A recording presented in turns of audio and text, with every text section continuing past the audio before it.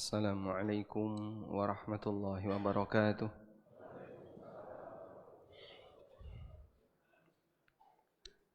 Alhamdulillahi rabbil alamin. Wassalatu wassalamu ala ashrafil mursalin Nabiyyina wa maulana Muhammadin wa ala alihi wa sahbihi ajma'in. Wa ashhadu an la ilaha illallah wahdahu la syarikalah. Wa ashhadu anna Muhammadan abduhu wa rasuluh sallallahu alaihi wa ala alihi wa sahbihi wa man tabi'al huda ila yaumiddin. Alhamdulillah, kembali kita lanjutkan pembacaan kitab umur yang kedua. Insyaallah kita tentang bagaimana aturan ngalap berkah. Mengulang pembahasan sebelumnya, ada beberapa hal yang diberkahi oleh Allah seperti manusia berkah, Al-Quran juga kitab yang diberkahi, dan termasuk diantaranya adalah makhluk yang diberkahi.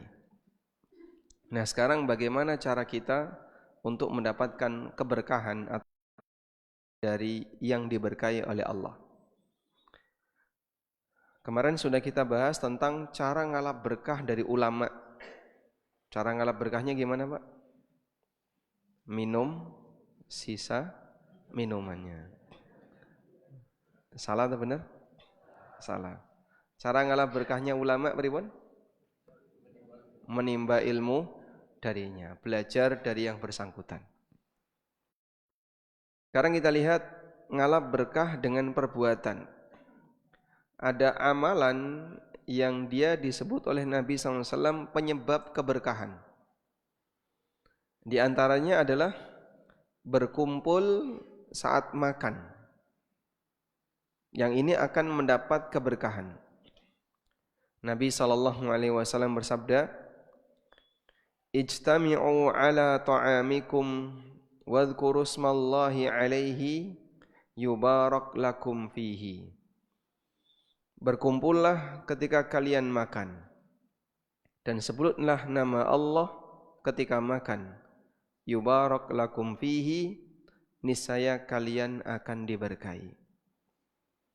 Jadi makan yang sesuai sunnah itu barengan, bukan sendiri-sendiri. Barengannya itu gimana, Pak? Apa makan bareng atau satu nampan bersama-sama? Yang benar, satu nampan bersama-sama. Sehingga satu nampan dimakan bareng bersama-sama. Nah, berarti nek mangan golek konco terus. Itu yang berkah. Bagaimana kalau enggak ada teman? Ya, minimal suami istri, sehingga satu piring berdua atau berempat? Berempat, berlima. Suami, istri, satu, anak. Satu nampan berlima. Baik. Itu yang lebih baik agar makanan kita diberkahi. Jadi makanan yang diberkahi itu yang dimakan sedikit tapi manfaatnya bisa mencukupi semua. Kita kan sering buang-buang makanan. Coba di antara ibu-ibu yang masak nasi sering enggak habis ada enggak? Atau hampir tiap hari? Hampir tiap hari. Maka ada sejarah nasi aking ya, atau karak ya. Itu dari mana? Orang yang setiap hari masak nasi selalu sisa. Bono kerae atau karak dan seterusnya. Baik, dan kita pesankan jangan sampai membuang makanan selagi masih bisa. Satu, dikonsumsi sendiri. Dua, diberikan binatang. Maka kalau Anda masih bisa ngasih sisa makanan ini ke binatang, jangan ditaruh sampah. Disisihkan, nanti dikasihkan ke binatang. Makan ayam, kan tidak mungkin sampai tulang nih. Sehingga tersisa tulang atau bagian yang tidak bisa dimakan. Kalau masih bisa dikasihkan kucing, kasihkan kucing. Baik. Dan menjaga disiplin semacam ini bagi sebagian orang itu terasa berat. Tapi bagi mereka yang sudah terbiasa nanti akan lebih ringan. Usahakan sebisa mungkin ketemu makanan sisa apapun, baik yang masih bisa dimakan atau yang tidak bisa dimakan, disisihkan untuk nanti diberikan binatang. Termasuk diantaranya adalah memperhatikan adab ketika makan dengan mengambil bagian tepi terlebih dahulu, baru bagian tengah. Sehingga kalau makan misalnya dengan cara rombongan, makannya dengan cara rombongan, satu nampan dimakan bersama, lauke ditaruh mana? Ditaruh tengah. Nah, begini ya. Maka kalau makan caranya gimana? Ngambil pinggir. Pinggir. Nanti setelah itu baru ke tengah. Bukan tengah bolong, pinggir kosong. Tapi yang benar gimana? Makanlah dari tepi. Coba kita lihat hadisnya.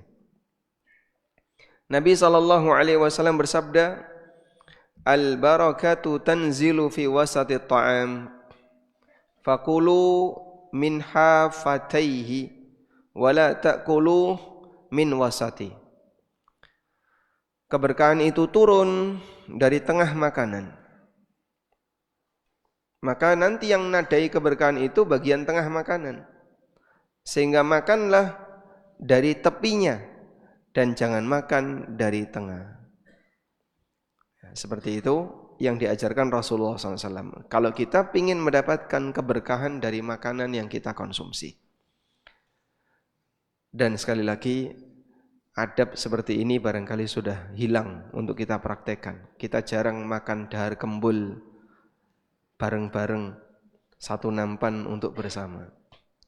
Baik, mungkin bisa diagendakan, Pak. Ini usulan saja ya. Nanti keputusan kita kembalikan ke takmir. Siap? Boleh. Jadi enggak usah mewah-mewah, tiwul enggak masalah, Pak. Oh, malah enak. Belum tentu yang lain doyan ya. Nah, kita lanjutkan. Berikutnya di antara bentuk ngalah berkah agar kita bisa mendapatkan keberkahan adalah mengonsumsi makanan yang dinyatakan berkah. Ada beberapa makanan yang dinyatakan berkah. Demikian pula air yang dinyatakan berkah. Seperti makan buah zaitun. Tentang buah zaitun, Allah Subhanahu wa taala menyatakan keberkahannya dalam Al-Qur'an. Allahu nurus samawati wal ard.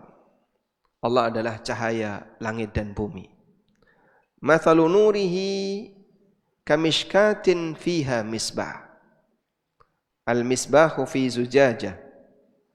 Az-zujajatu ka'annaha kaukabun durriyun yuqadu min syajaratin mubarakah. Perumpamaan cahaya Allah Subhanahu wa taala itu kamishka, seperti mishka fi zujajah. Apa yang dimaksud dengan mishka? Seperti lampu yang berada di dalam kaca. Az-zujajah ka'annahu durriyun, seperti seperti durri, yuqadu min syajarah, sumber cahaya yang dinyalakan dengan menggunakan minyak. Minyaknya itu berasal dari pohon mubarakah yang diberkahi, yaitu zaitun. Jadi Bapak lihat ya, seperti dop, tahu dop ya? Dalam dop itu kan ada yang berpijar. Yang berpijar itu dinyalakan dengan menggunakan bahan bakar zaitun. Kemudian dibungkus kaca. Lalu ditaruh di sebuah wadah. Wadahnya itu seperti aperture yang berfungsi untuk apa? Untuk memfokuskan cahaya. Ketika Allah Subhanahu wa taala membahas bahan bakarnya, Allah mengatakan yuqadu min syajaratin mubarakah. dinyalakan dengan bahan bakar berupa minyak dari pohon yang diberkahi, yaitu zaitun. Yang sifatnya pohon zaitun ini bukan sembarang zaitun, la syarqiyah wala gharbiyah. Tidak berada di sebelah timur dan tidak berada di sebelah barat. Maksudnya gimana, Pak? Dia terkena sinar matahari dari mulai terbit sampai tenggelam, sehingga kepanasan terus. Makanya pohon yang bagus itu yang selalu kena sinar matahari. Orang punya sawah, kok di tepi-tepi sawah itu ada banyak pohon-pohon besar. Nanti yang nggak bisa besar padi yang mana? Ya? Yang kena teduh. Jadi padi yang kena teduh nggak bisa besar. Yang nggak kena teduh cepat besar. Allah Subhanahu wa taala jadikan tanaman itu ketika kena sinar matahari dia sehat. Allah katakan la syarqiyatin wala gharbiyah, pohon itu tidak berada di sebelah timur dan tidak berada di sebelah barat. Artinya dia kena sinar matahari dari mulai terbit sampai. Demikianlah pohon zaitun yang dinyatakan berkah oleh Allah Ta'ala. Sehingga sebagian ulama di masa silam kalau sakit minum zaitun. Masuk minum minyak, Pak? Iya, minum minyak. Dan alhamdulillah sekarang zaitun cukup mudah untuk didapatkan dengan harga yang relatif lebih murah dibandingkan masa silam.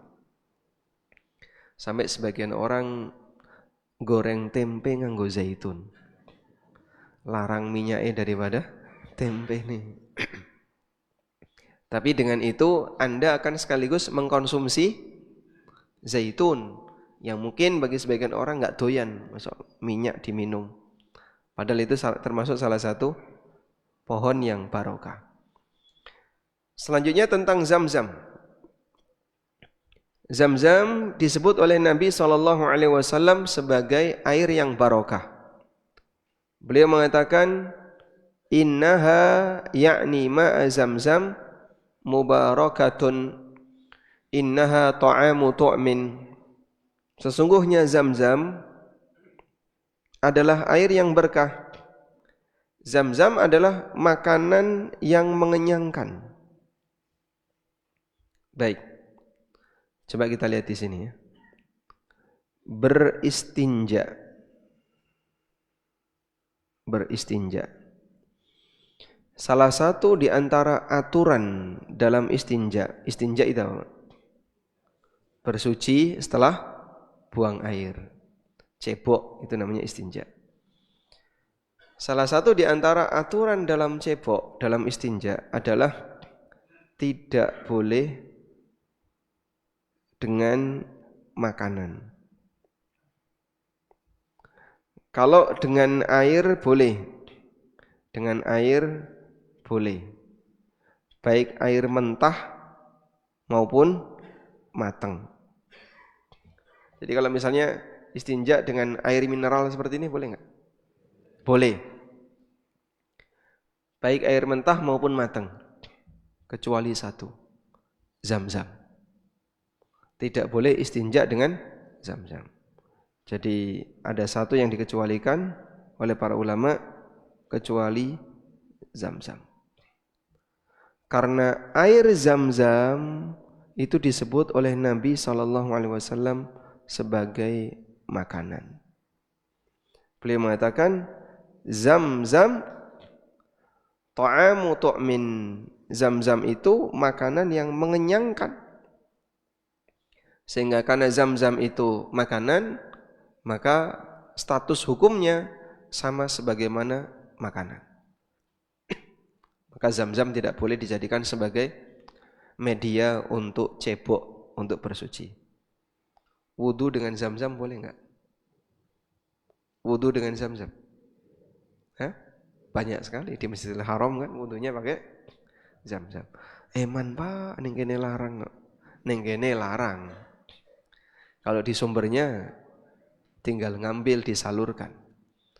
Sehingga air ini dipakai wudu boleh, tapi tidak ada di toilet Masjidil Haram maupun Masjid Nabawi yang menggunakan air Zam-Zam. Terus di toilet di sana pakai apa airnya? Pakai air destilasi. Menggunakan air destilasi. Sumur nggak ada di sana. Kalau gali sumur ya, bisa sangat dalam sekali. Sehingga yang ada adalah menggunakan air destilasi. Untuk Zam-Zam hanya boleh dipakai minum dan dipakai bersuci seperti wudhu, itu boleh. Tapi tidak boleh digunakan untuk istinja. Penghormatan yang diberikan oleh syariat terhadap Zam-Zam. Nabi SAW mengatakan, innaha ta'amu tu'min. Sesungguhnya Zam-Zam itu makanan yang mengenyangkan. Jenengan bisa uji coba ya. Di rumah ada Zam-Zam enggak? Ada. Kalau misalnya punya Zam-Zam, sahur Zam-Zam. Sahur Zam-Zam misalnya 1 botol, 1 gelas kira-kira. Bismillah, saya sahur Zam-Zam. Ini makanan yang mengenyangkan. Lebih awet. Jadi enggak terasa lapar. Saya pernah telat masuk resto ya di Madinah. Udah tutup karena diajak ke kampus ke UIM. Udah tutup Pak, enggak ada makanan. Masuk kamar ada 1 botol Zam-Zam, itu aja yang saya minum. Dengan niat ini sebagai pengganti makan. Alhamdulillah sampai pagi enggak terasa lapar. Yang mungkin bagi sebagian orang kan makan 3 kali kurang 1 rasanya pripun? Lapar. Dengan Zam-Zam ternyata tidak lapar. Nah, nanti bisa diuji coba ya. Jamaah Al-Furqan boleh ikut umroh.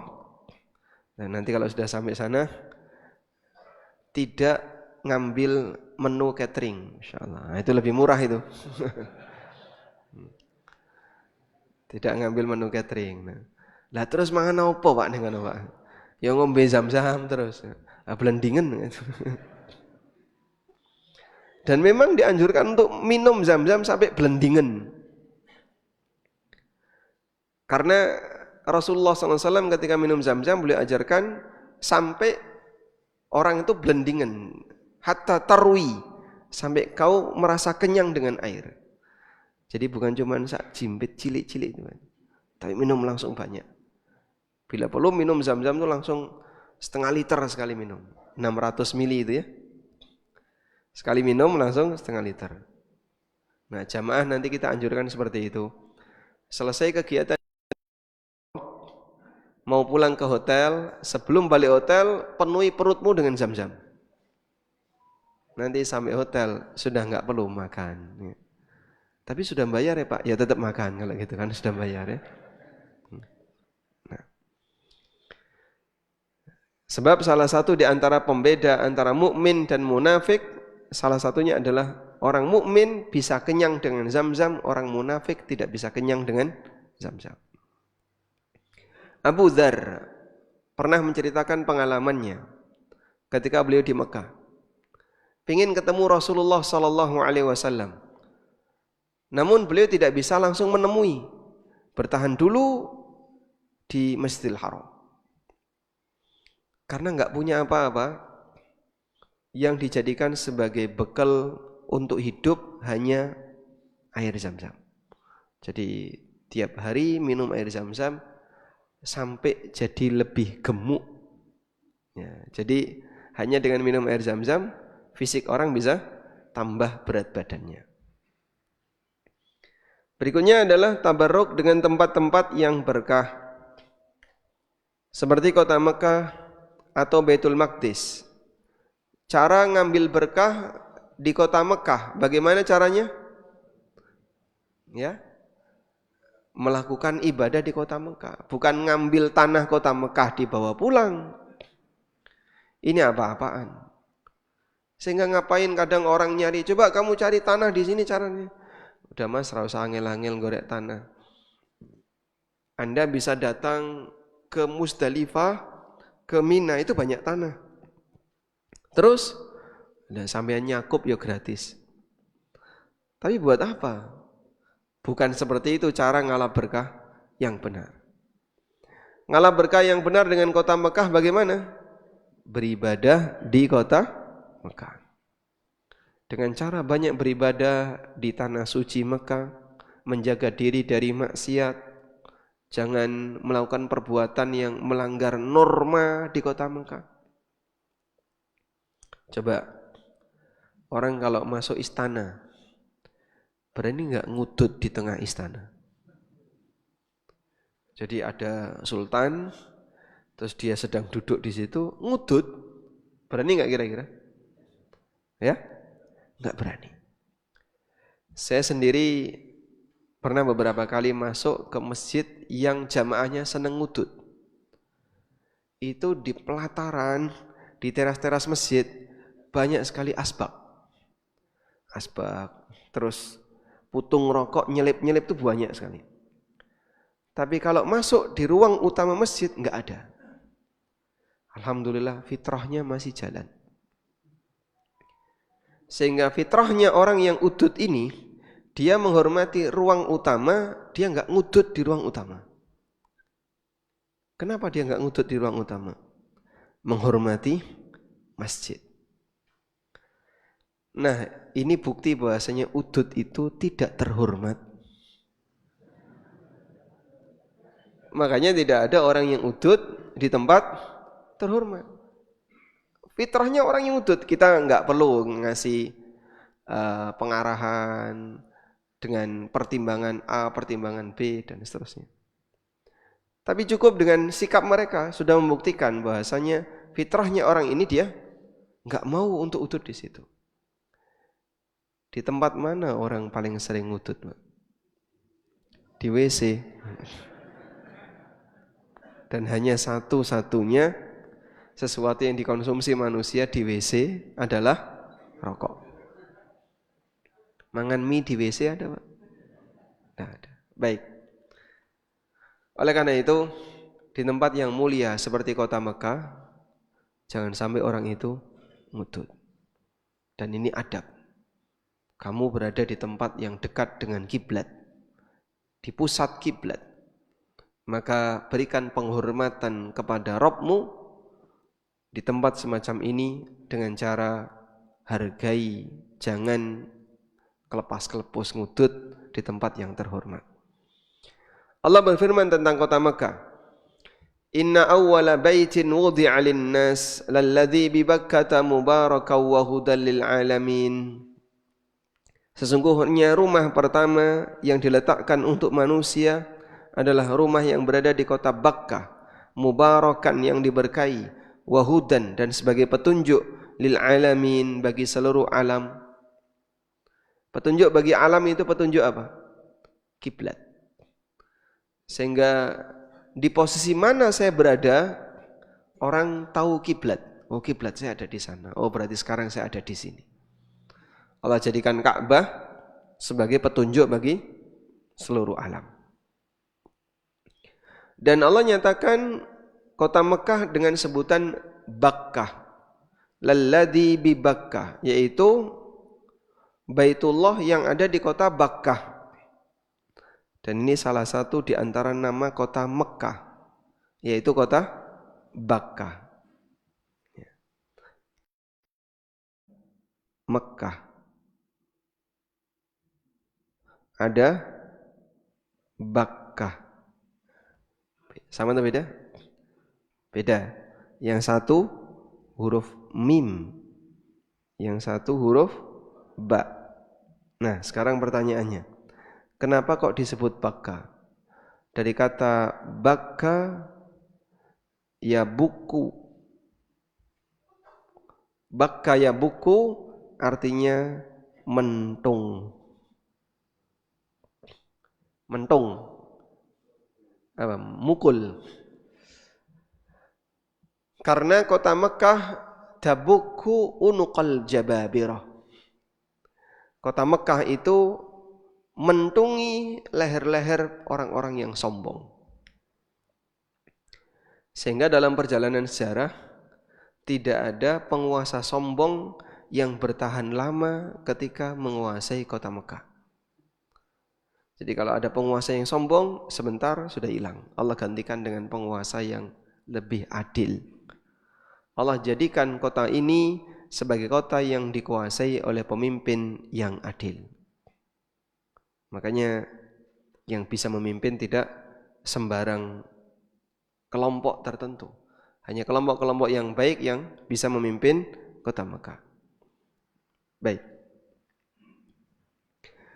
Demikian pula Baitul Maqdis.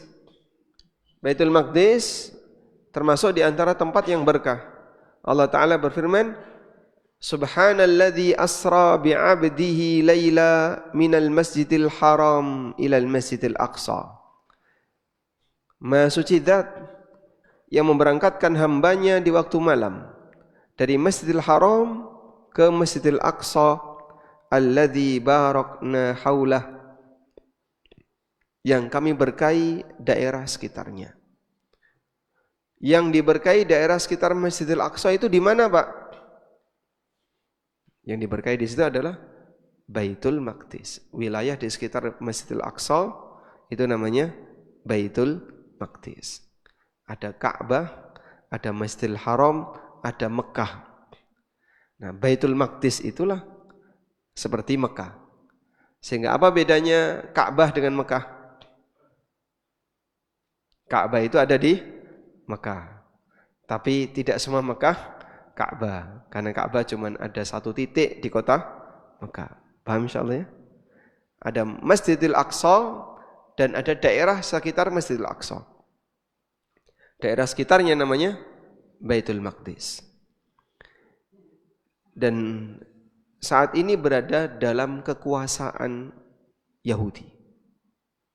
Orang kalau mau masuk Baitul Maqdis, bayar dulu ke Yahudi.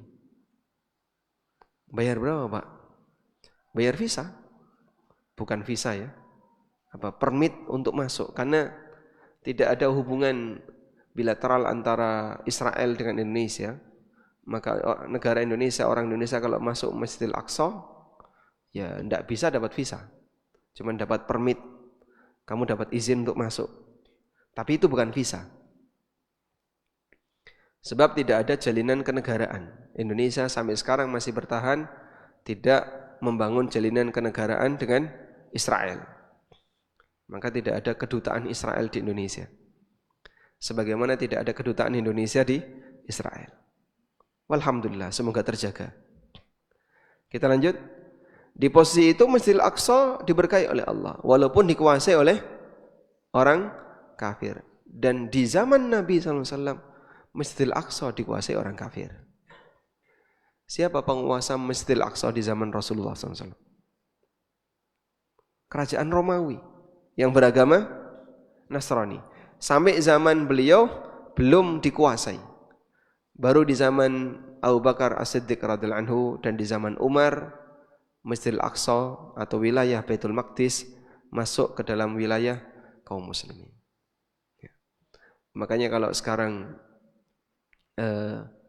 ada yang mengatakan kita enggak bisa menjadi muslim yang baik selama Masjidil Aqsa Palestina belum merdeka. Ya, ini kalimat berlebihan. Nabi Muhammad SAW di zaman beliau Masjidil Aqsa dan wilayah Palestina di bawah kekuasaan Romawi. Apakah ketika itu kaum muslimin tidak bisa jadi muslim yang baik? Bisa. Bahkan orang terbaik hidup di zaman itu. Ya, meskipun kita punya cita-cita besar untuk memerdekakan Masjidil Aqsa dari tangan Yahudi.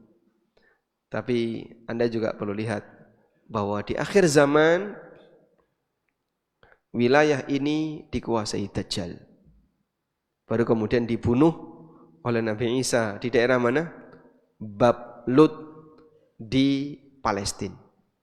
Sehingga Dajjal terbunuh di Palestina. Karena di wilayah itulah wilayah pusat kekuasaan Dajjal.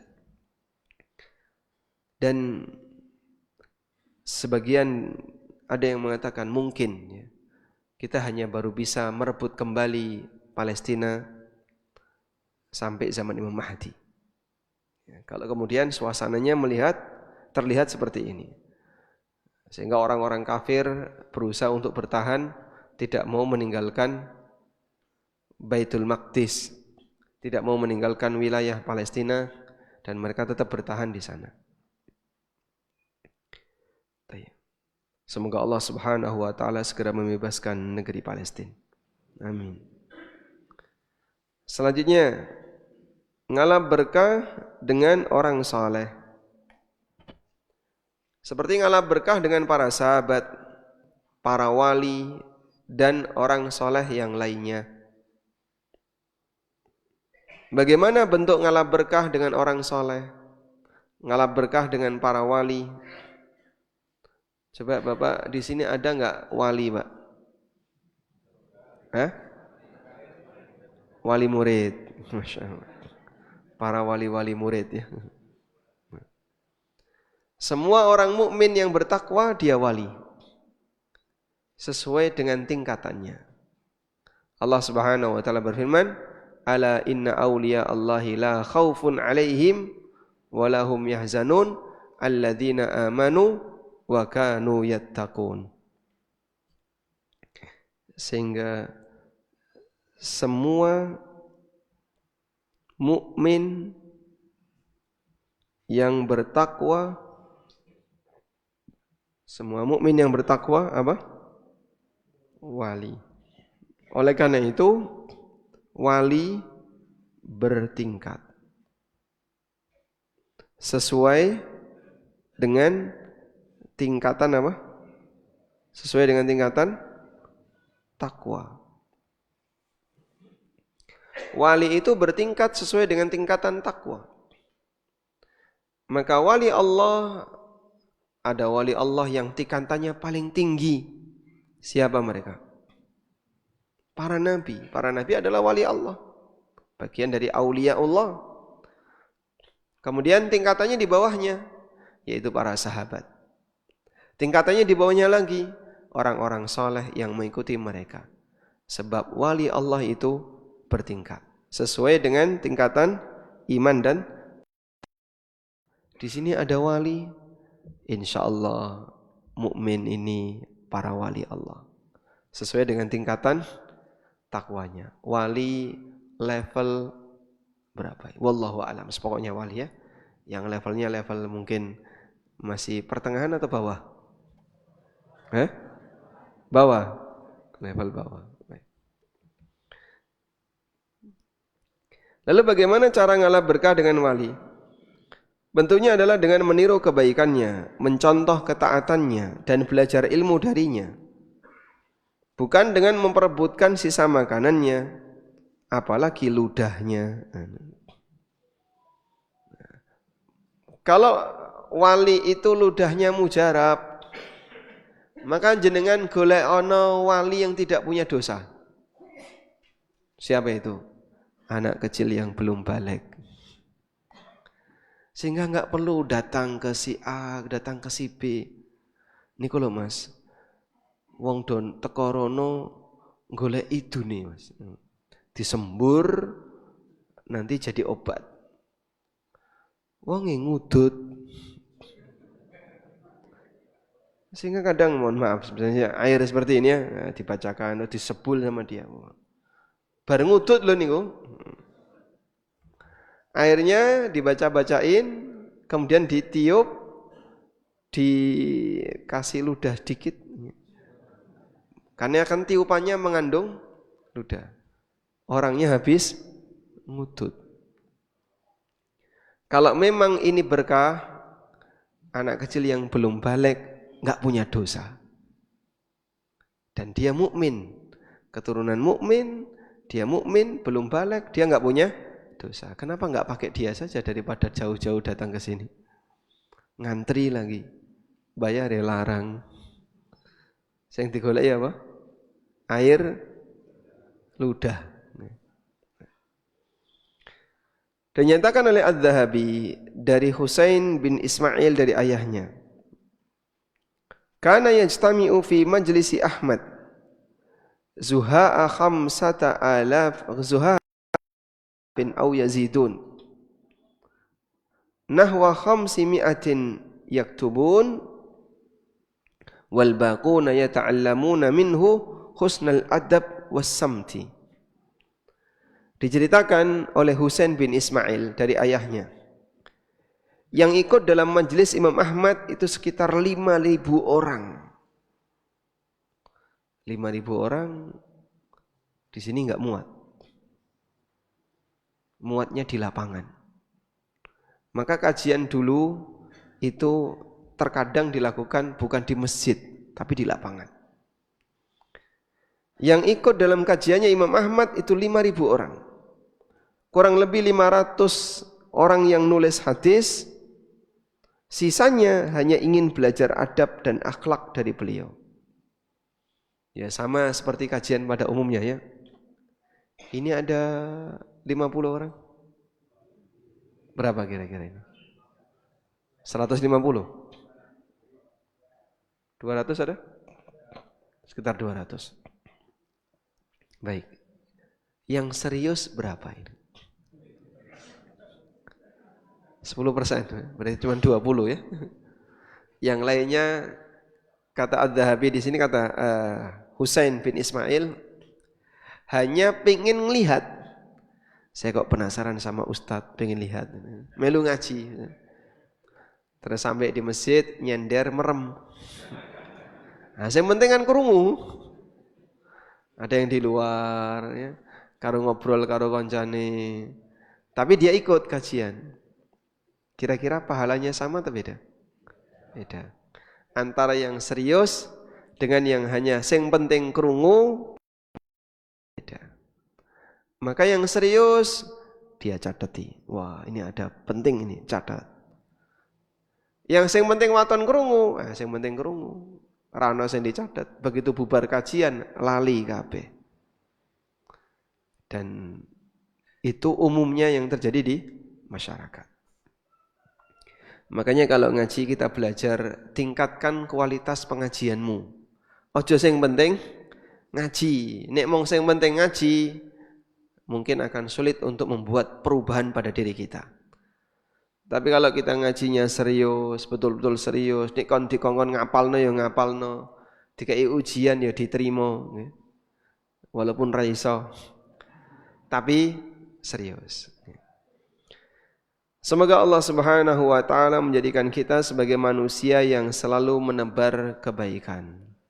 Dan kita bisa ngalap berkah dengan beberapa makhluk yang diberkahi oleh Allah Subhanahu wa taala. Pertanyaan. Bagaimana cara ngalap berkah dengan air hujan?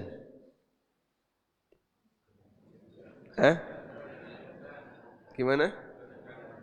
Hujan-hujanan. Jadi kalau hujan, nggak usah takut untuk badan ini terkena air hujan, sehingga dihujan-hujankan, tangannya dihujankan. Dari Anas bin Malik radhiyallahu anhu, pernah turun hujan di saat beliau bersama Nabi SAW, lalu berteduh. Nah saat berteduh, Rasulullah SAW menghujankan tangan beliau, bajunya disingkap, kemudian dihujan-hujankan. Lalu beliau mengatakan, innahu hadithu ahdin bi rabbih. Air ini baru saja datang dari Rabbnya. Air ini baru saja datang dari Rabbnya. Sehingga salah satu di antara adab ketika turun hujan adalah jadikan sebagian badan kita terkena hujan. Sebutkan bagaimana cara ngalap berkah dengan masjid. Ya, menggunakan masjid untuk sholat, tempat kajian, beribadah di dalam masjid, iktikaf dan seterusnya. Bagaimana cara ngalap berkah dengan kuburan? Ya, ngambil tanah kuburan. Arab tinggal apa? Bagaimana cara ngalap berkah dengan kuburan? Ada berkahnya nggak kuburan itu, Pak? Bisa dipakai apa kuburan? Nambah rezeki. Keberkahan kuburan adalah agar orang ingat mati. Makanya kita ziarah kubur tujuannya untuk ingat mati. Kita dapat manfaat ketika ziarah kubur dengan cara ingat mati. Bagaimana ngalap berkah dengan Al-Quran? Membacanya, mentadaburinya, merenungkannya. Wallahu a'lam. Baik, demikian yang bisa kita sampaikan. Semoga bermanfaat. Dan insya Allah di pertemuan berikutnya kita mau bahas 10 amalan yang pahalanya tidak terputus. Wassallallahu ala nabiyyina Muhammadin wa ala alihi wa sahbihi wasallam.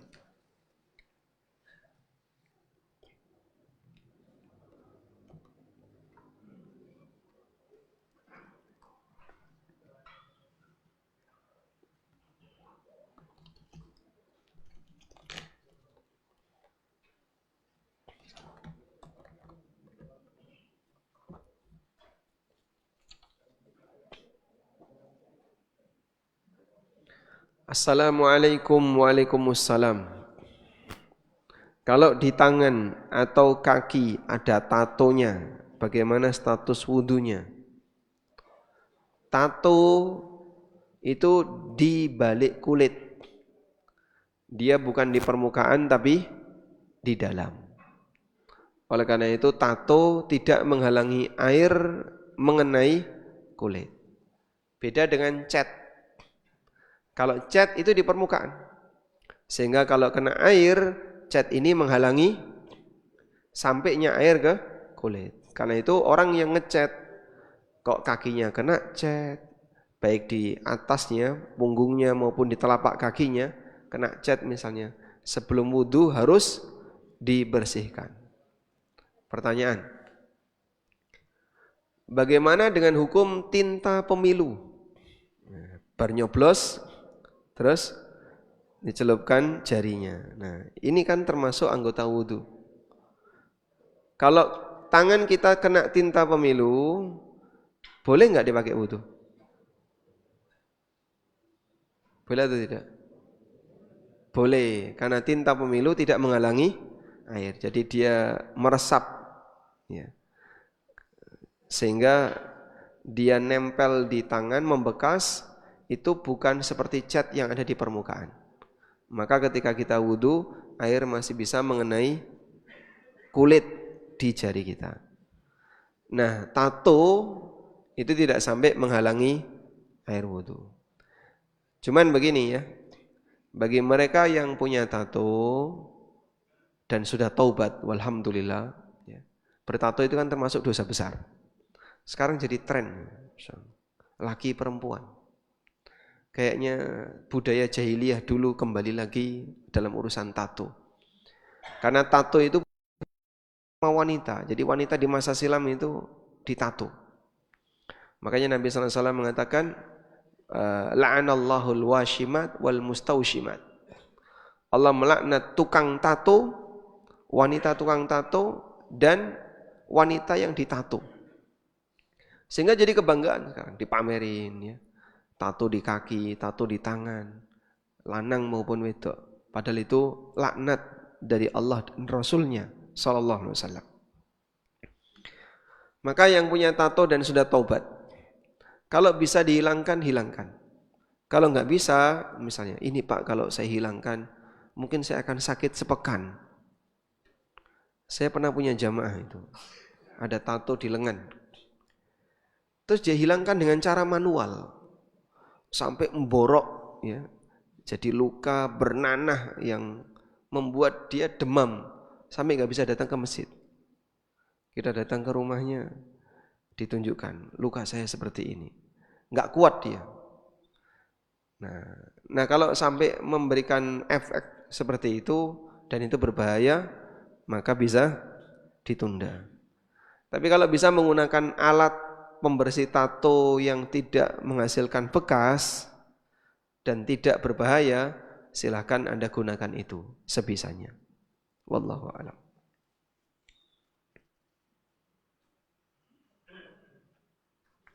Saya masih belum mengerti tentang arti dari sibghah.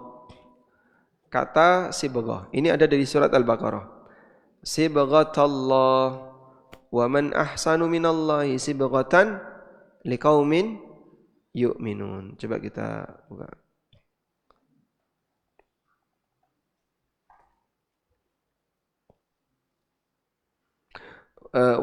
Wa man ahsanu minallahi sibghah wa nahnu lahu 'abidun. Kita coba baca makna dari sibghah.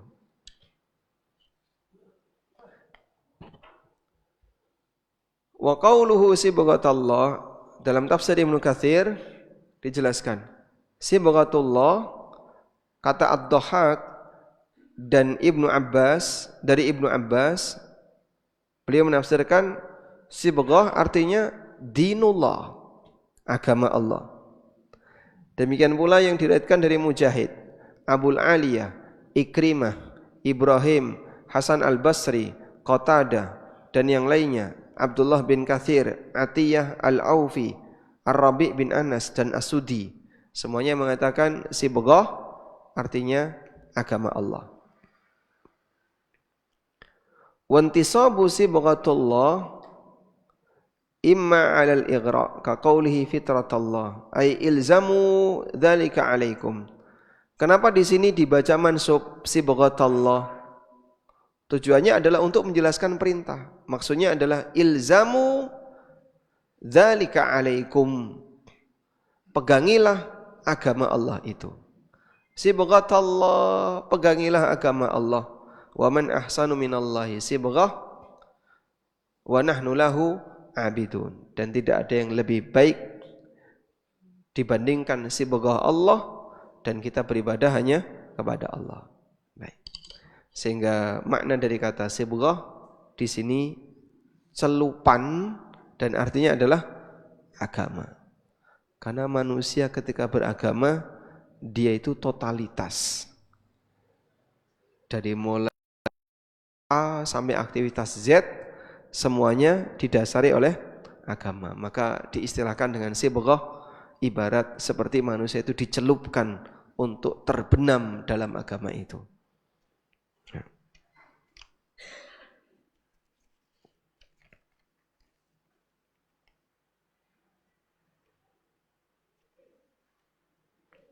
Izin bertanya, bila salat maghrib rakaat 1 dan 2 tidak dikeraskan, salatnya sah atau tidak?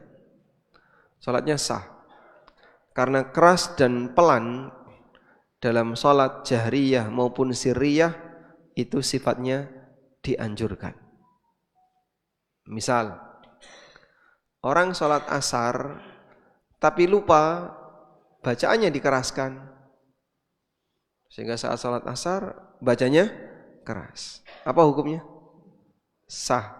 Salatnya sah. Tapi prakteknya tidak sesuai sunnah. Sunnahnya kalau salat asar, duhur itu pelan.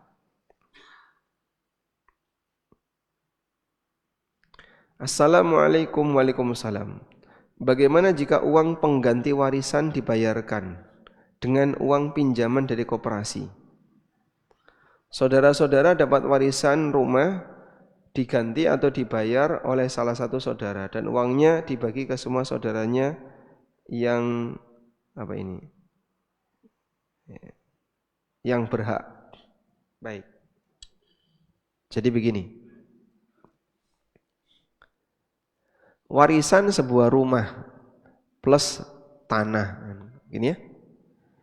Anggaplah misalnya ahli waris ada 3 anak laki-laki. Nah, kalau 3-tiganya menempati satu rumah ini, orang muat. Apalagi berkeluarga. Maka dari A, B, C yang mau menempati A, wis tak nggoni. Berarti yang dilakukan oleh A apa? Dia harus bayar kompensasi ke B dan C. Lah, gandeng A randi duit, karena A tidak punya uang, dia A utang koperasi. Ya, tentu saja kalau utang koperasi ya utang ribawi.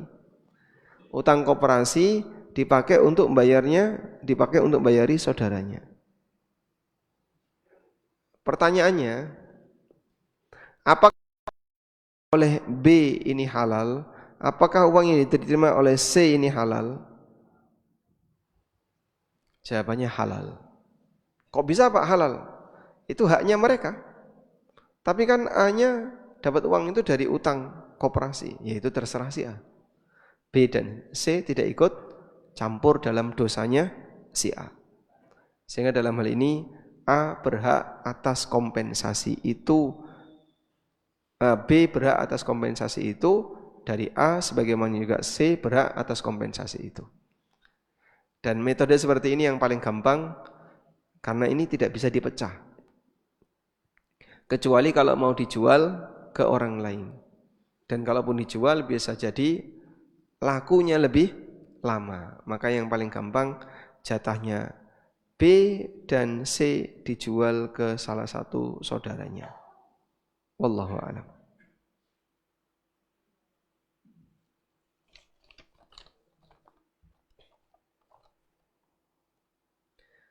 Di zaman ini banyak kasus ketika orang tua masih sehat, dua-duanya membagi harta kepada anak-anaknya. Akhirnya pada waktu beliau meninggal, harta sudah tidak ada yang dibagi.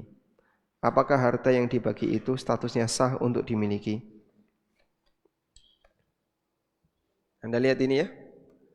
Ada hibah, ada warisan.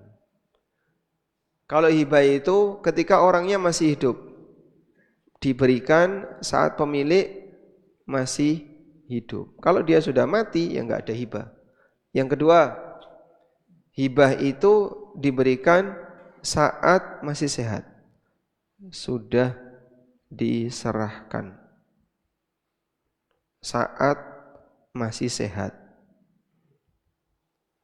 Kalau sudah sakit-sakitan menjelang wafat, itu bukan hibah, tapi wasiat.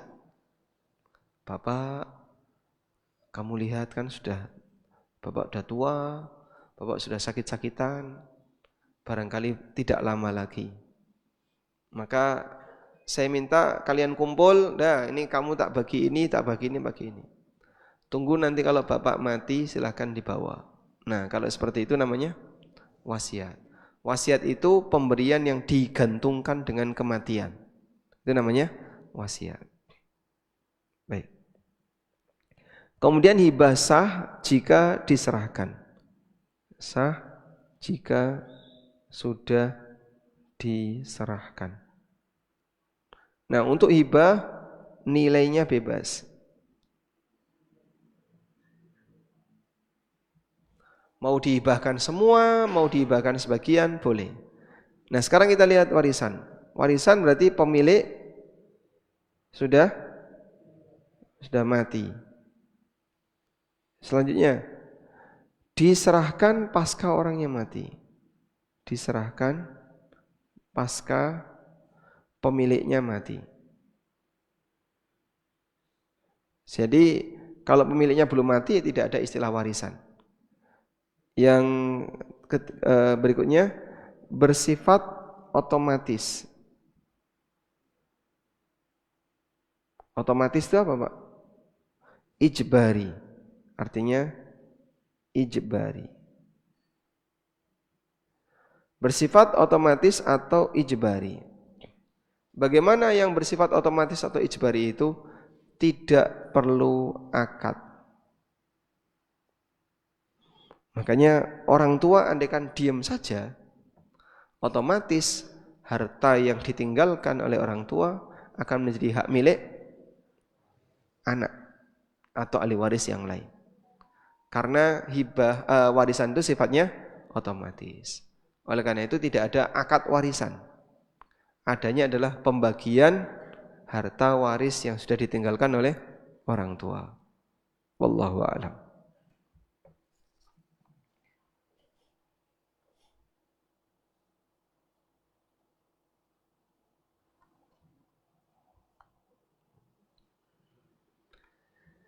Ini agak susah dibaca ya. Gimana ya? Assalamualaikum. Waalaikumsalam. Waktu sholat apa ini? Apakah didahului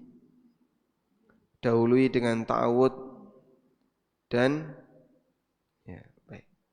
Mungkin kayaknya beliau mau tanya tentang takbiratul ihram. Apakah sebelum takbiratul ihram harus ta'awud?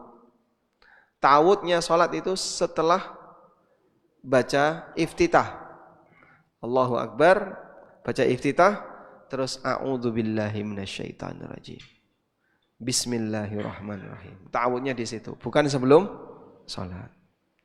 Nah, wallahu alam. Demikian yang bisa kita bahas, semoga bermanfaat. Wassallallahu ala nabiyyina Muhammadin wa ala alihi wa sahbihi wasallam. Wa akhiru da'wana anil hamdulillahi rabbil alamin. Wassalamualaikum warahmatullahi wabarakatuh.